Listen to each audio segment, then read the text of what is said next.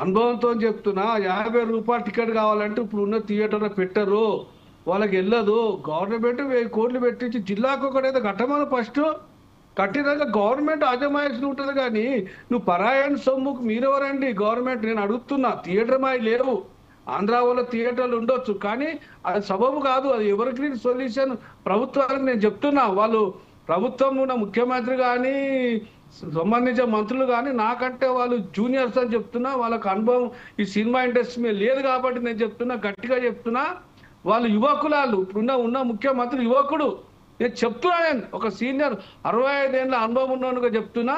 వాళ్ళు 1000 కోట్లు దీన్ని కేటాయించి జిల్లాకో థియేటర్ కడితే మనం ఆడుకునేది మైదానం 30 రూపాయలు పెట్టాయి టికెట్, పాప్కార్న్ 10 రూపాయలు పెట్టు. ఈ మంది సినిమా టాకీస్ మీద పోయి మేము ఇది చేస్తాం అది చేస్తామంటే ఎవరు ఒప్పుకుంటారండి?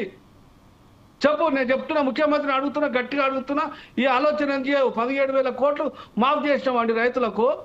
బస్సు సగం మహిళలకు ఇచ్చినావు, ప్రభుత్వ ధనము, సన్న బియ్యం ఇచ్చినావు. మంచి పని చేసింది కాబట్టి మేము ఒప్పుకుంటున్నాం. మరి సినిమా కళాకారులకు ముఖ్యమంత్రికి తెలియదు ఈ విషయం?